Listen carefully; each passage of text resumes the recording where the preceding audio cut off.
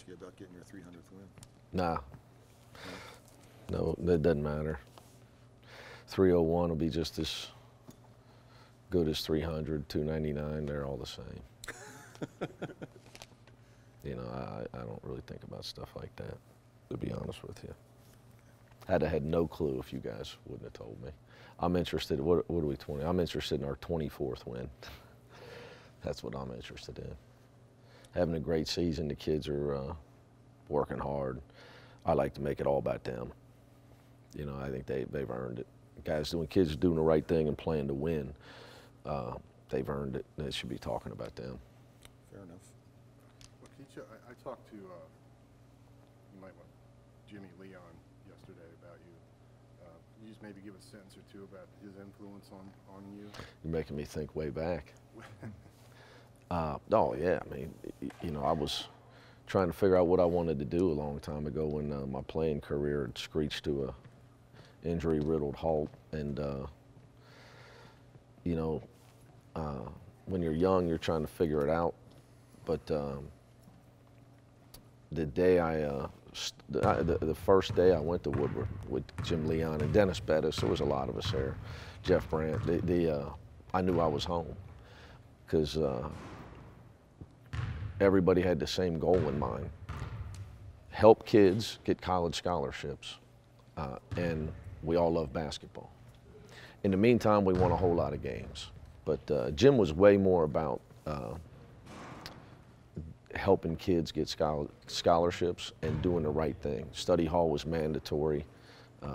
He even had the no earring policy during the Michael Jordan earring era, which was a tough thing back then. Cost me a game one time. He suspended my best JV player over that. But I understood it. I knew he had the bigger picture in mind. It's something I've always tried. You know, my dad had the same look at it. That's why when I reference high school coaches, you know, high school coaches, they don't coach for money. You know, high school teachers and coaches, which is the way when my sisters won, my dad was one. Both of my aunts were teachers. You know, and obviously Jim Leon taught for 30 years in the public school system. It's not about the money. You know, they do it for the right reasons. You know, they have a fidelity to a higher cause. So it was great for me, obviously, to be around that. And realize what I think a lot of, you know, if I could ever talk to coaches, you know, people getting into coaches, people coaching youth sports, the most frustrating thing is when you see people that are so caught up in winning that they get clouded from what it's all about. You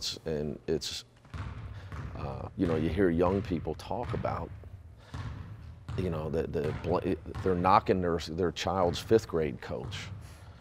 They're talking about their teammates. It's like, hold, you know, these kids are learning to interact with each other. They're learning to be responsible to their teammates. They're learning how to be a teammate, a friend. In the meantime, they're learning a sport, and 0.0001% of them are going to play sports for a living. So for me, you know, Woodward was a godsend. Gave me direction in life. I knew I was home from the first day I was there.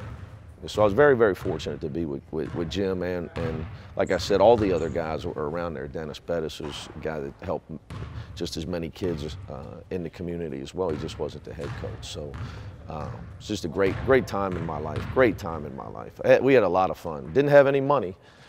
Scraped for gas money every day. I knew where every fast food restaurant deal was. I knew every 99-cent burger that was going on back then. A lot of 5 for 5s at Arby's back in those days. Were you 19 when you started? 19. So how does that all that philosophy translate to this level? It makes it easier to coach at this level if you stay grounded to the reality that even though some of these kids, most of them are going to play professionally, not in the NBA and other places. They're not going to make enough money to retire. But even for the guy that makes all the money, life is still more important in basketball, being a good father, you know. So for me, it's an opportunity, especially as a single dad, to show of a daughter, not a son, where you could theoretically say it would be easier to just drag him around in the gym. For my guys to see what I try to show them what being a good parent is. Try to show them what being a good person is. It's all more because when you're working with young people, you got to keep your eye on the most important thing. When it comes to basketball, you do your best. Sometimes maybe you coached one kid better than you coached another kid. You coach some games better. You're trying your best.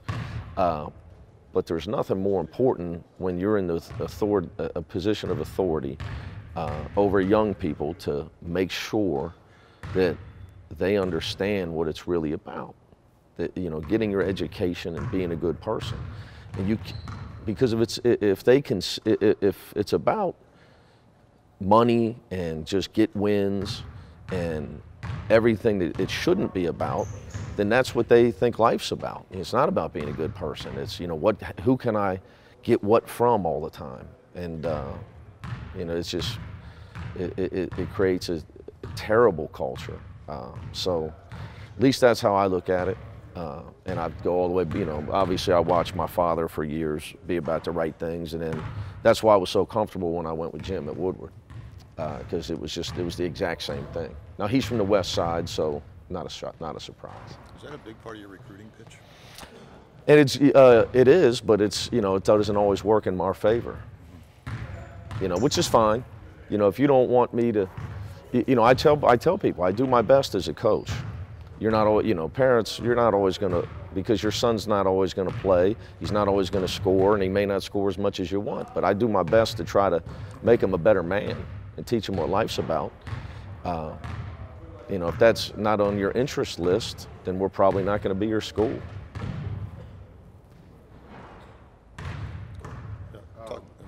I'm just going to ask you, the first time you played these guys, you had to come from behind. Just how you played against them last time. How do you avoid that this time? Well, I thought we gave up a lot of layups, points in the paint against Tulsa. Their quickness to the rim hurt us, and we did not rebound the ball. Obviously, out -10 on the glass. But we played excellent defense down the stretch. We stopped giving up layups and points in the paint, turned into turnovers for us. I don't think they had a field goal in the last 7 minutes. But it was a learning experience. We got to do, obviously, we got to do a much better job for 40 minutes against them, defensively and on the backboard, which is areas that we've been focusing on. We did the other night against South Florida. We got to make sure we do it against Tulsa. They haven't won a game since then. They're not shooting well, I know, but does any other difference? When you look, I think when you look at a team, it's one. I think they've struggled. Obviously, their field goal percentage is low. Their lone senior, Pat Burt, has really struggled. You get to this point in the season, it's tough when you don't have some seniors. Like for Kevin Johnson, what he did, I thought, like I told you after the Central Florida game, I thought the 2 shots he made to start the second half of that game, were that of a senior winner, because we were struggling dealing with the whole taco factor so much. And Kevin's played really well of late at times. Troy's carried us. Not really having a senior go-to guy in the dog days is tough for a coach. But if you look at their last 5 game stats, their turnovers are high as well. So not only have they struggled from the field, they've turned the ball over. But they were 6-2 and they're in our league at one point, and they're a very, very capable team. So obviously, they've played well against us, and that's really all that matters. Again, I always say this: college basketball is so unique, and it's all about matchups. And they've done a good job against us. And I think the kid Igbunu is really, really coming on for them. I like him a lot. He's a tough kid. He rebounds. He plays physical around the basket. Coach, you talk about free throw shooting as far as getting to the line more. You Yeah. guys aren't getting there as much as you'd like. So I just want to ask you, is it more getting to the free throw line? Is that more about toughness and aggressiveness or technique? You got to play downhill. As a guard, you got to initiate it by playing downhill with your dribble at the rim. As a big man, we've got our work cut out for us. It's never really been Kyle's thing, because he can score over you.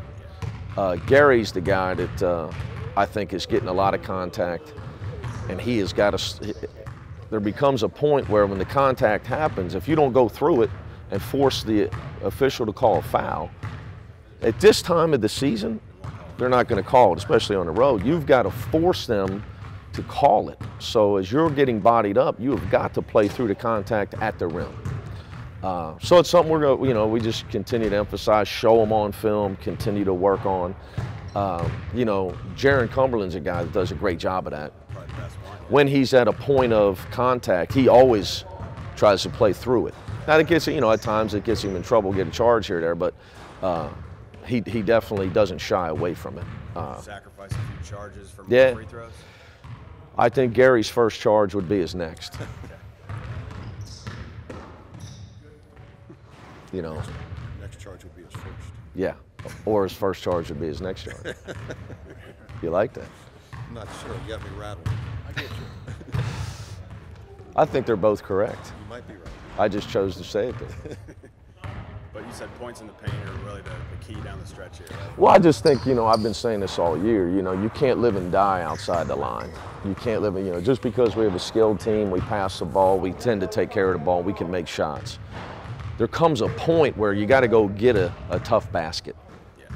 And it comes down to attacking the rim downhill, playing through contact around the rim, and offensive rebounding. Those are, so that's stuff we're showing them, talking about, trying to work on. You can't, you play great teams, you've got to get 20 points in the paint, 15 points at the foul line. If you can get 35 points in the paint and the foul line combined, you're probably going to be okay. If you come in under that, you could be in real trouble.